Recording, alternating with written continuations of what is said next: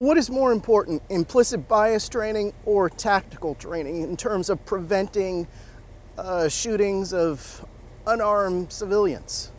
Implicit bias training. You think that's more important? Yes. Really? Yeah.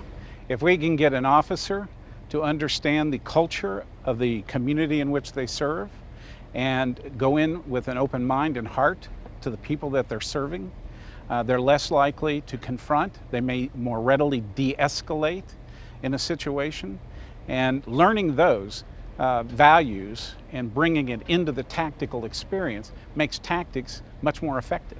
Are you just talking about white officers, or does this apply equally to black officers? Can they have the same type of biases against people who look like them? Yes.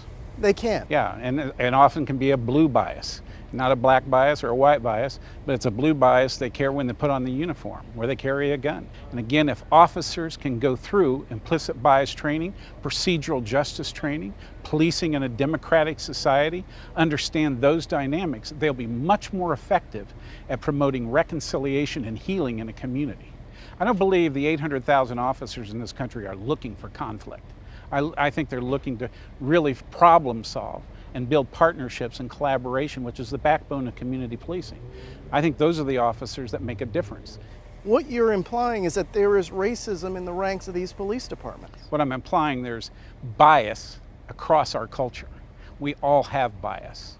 And so when you walk into an environment and in a community that may have a disproportionate amount of crime, violence, or drug abuse, you bring a certain bias into it.